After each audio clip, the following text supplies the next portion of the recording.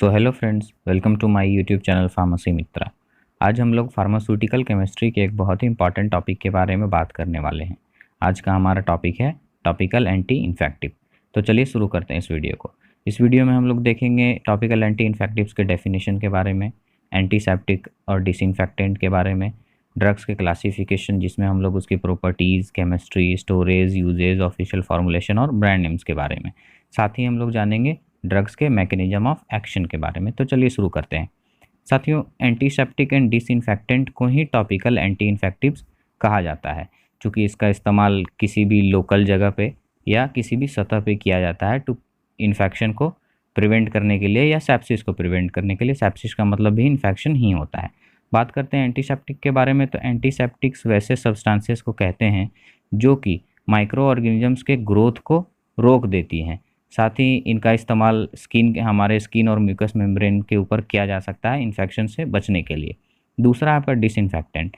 तो डिसइंफेक्टेंट का मतलब होता है जर्मिसाइड या वैसा केमिकल सब्सटेंस जो कि माइक्रो ऑर्गेनिजम्स को किल कर देता है। इसको कई और नामों से जाना जाता है, जैसे बैक्टीरिसाइड यानी बैक्टीरिया को किल करने वाला, फंगीसाइड्स यानी फंगाई को किल करने वाला, वीरोसाइड्स यानी वायरसेस को किल करने वाला और एम्यूबोसाइड्स यानी एम्यूबा को किल करने वाला। इसका इस्तेमाल सरफेस स्टेरिलाइजेशन या रूम को स्टेराइल करने के लिए या किसी भी इंस्ट्रूमेंट को स्टेराइल करने के लिए किया जा सकता है। तो एंटीसेप्टिक और डिसइंफेक्टेंट के बीच का मुख्य अंतर यही है कि एंटीसेप्टिक का इस्तेमाल ह्यूमन बॉडी पे किया जाता है और डिसइंफेक्टेंट का इस्तेमाल किसी भी नॉन लिविंग ऑर्गेनिज्म या सरफेस पे किया जाता है।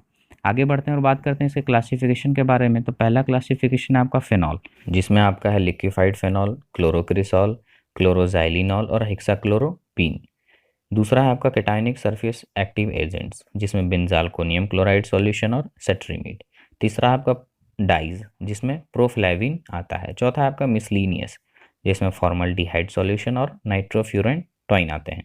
आगे बढ़ते हैं और बात करते हैं सभी ड्रग्स के एक एक करके डिटेल डिस्क्रिप्शन के बारे में। तो सबसे पहला है आपका फेनॉल। तो फेनॉल एक बेंजीन डेरिवेटिव है। यह स्ट्रक्चरली हाइड्रोक्सी बेंजीन है, यानी बेंजीन के ऊपर में hydroxy group OH group attached है। इसे कार्बोलिक एसिड भी कहा जाता है और यह फेनॉल और लिक्विफाइड फेनॉल दोनों नामों से आता है। लिक्विफाइड फेनॉल में क्या होता है कि 80% फेनॉल होता है और उसमें 20% पानी मिलाया जाता है। आइए देखते हैं फिनॉल के फिजिकल प्रॉपर्टीज़ के बारे में। तो यह colourless, faintly pink, needle shaped crystalline masses में आता है, जिसका ऑर्डर कैरेक्टरिस्टिक और फिनॉलिक होता है। यह वाटर में सॉल्युबल है, साथ ही अल्कोहल, ईथर, ग्लिसरॉल, क्लोरोफॉर्म में भी फ्रीली सॉल्युबल है।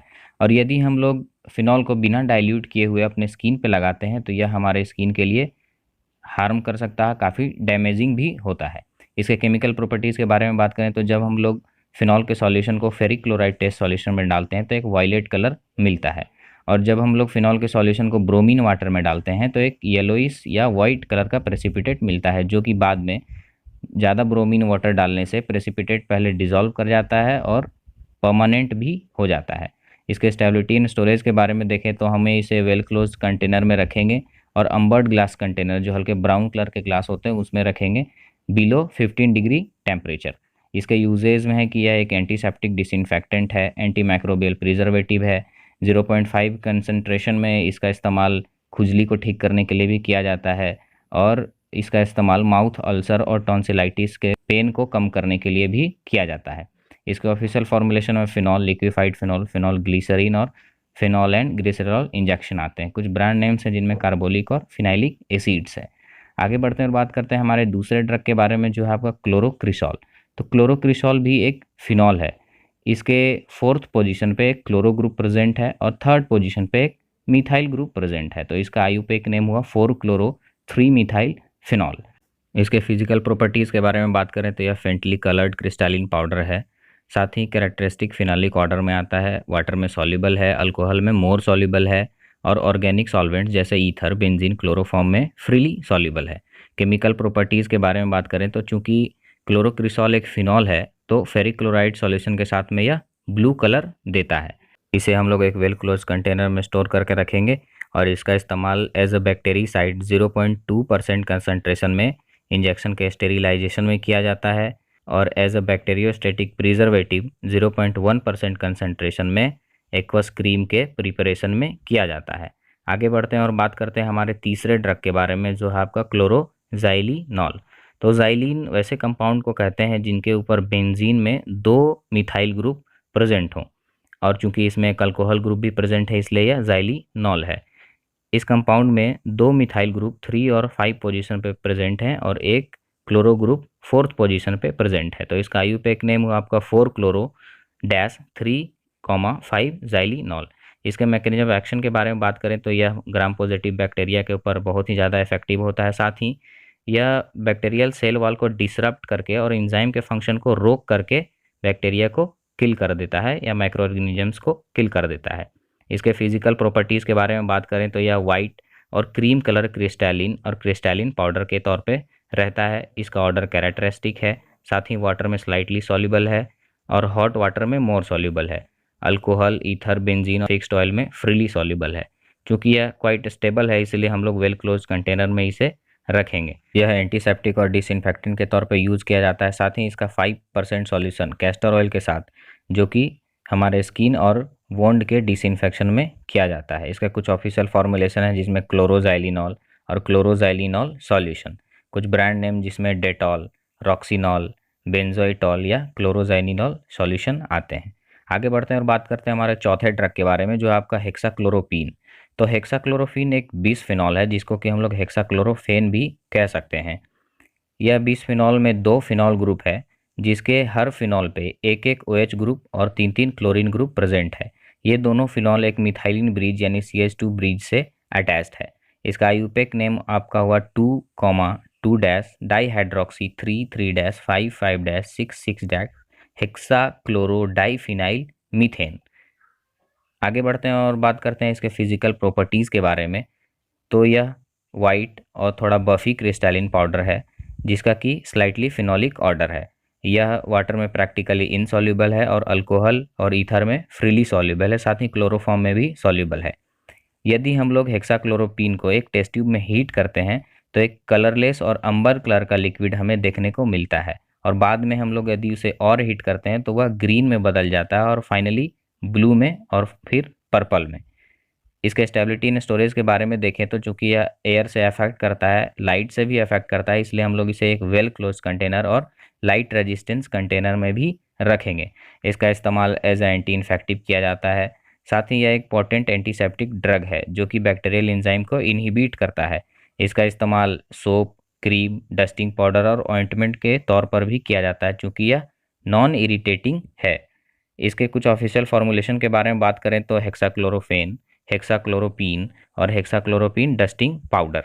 कुछ ब्रांड नेम्स हैं जिनमें G41, हेक्साक्लोरोफेन, जर्मा मेडिका, डर्माडेक्स, सूरोफेन और ग्रेनोफेन आते हैं। आगे बढ़ते हैं और बात करते हैं हमारे 5वें ड्रग के बारे में, जो है आपका बेंजालकोनियम क्लोराइड। तो बेंजालकोनियम क्लोराइड एक सिंगल सब्सटेंस नहीं है, यह alkyl benzyl dimethyl ammonium chloride का एक मिक्सचर है। यह क्वाटरनरी साल्ट है जिसमें R का वैल्यू C8H17 से लेकर के C18H37 तक होता है और यह हाईली आयोनाइज्ड भी होता है। इसके मैकेनिज्म ऑफ एक्शन के बारे में बात करें तो यह एक पॉजिटिवली चार्ज्ड है और नेगेटिवली चार्ज्ड बैक्टीरियल मेम्ब्रेन को अपने तरफ अट्रैक्ट करके एंटीबैक्टीरियल एक्शन दिखाता है। आगे बढ़ते हैं और बात करते हैं इसके फिजिकल प्रॉपर्टीज़ के बारे में। तो बेंजालकोनियम क्लोराइड एक येलोइस वाइट पाउडर या फिर थिक जेल और जिलेटिनियस पीसेस में आता है। इसका एरोमेटिक ऑर्डर होता है और वेरी बिटर टेस्ट होता है। यह सेमी सॉलिड हो जाता है हीट करने के बाद और वाटर और अल्कोहल में सॉल्युबल है। इसे चूंकि यह लाइट से अफेक्ट करता है इसलिए हम लोग इसे वेल क्लोज कंटेनर और लाइट रेजिस्टेंस कंटेनर में स्टोर करके रखते हैं। इसके यूजेस के बारे में देखें तो यह एक एंटीसेप्टिक है और हमेशा इसका इस्तेमाल एज ए सॉल्यूशन फॉर्म में ही किया जाता है। यह एक एंटीसेप्टिक डिटर्जेंट भी है, यानी कि इसका इस्तेमाल क्लीनिंग प्रोसेस जैसा हम लोग साबुन का करते हैं वैसे इसका इस्तेमाल किया जाता है। इसके ऑफिशियल फॉर्मुलेशन के बारे में देखें तो बेंजालकोनियम क्लोराइड सॉल्यूशन।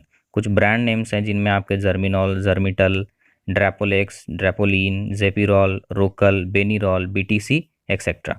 आगे बढ़ते हैं और बात करते हैं हमारे छठे ड्रग के बारे में, जो है सेट्रीमीड।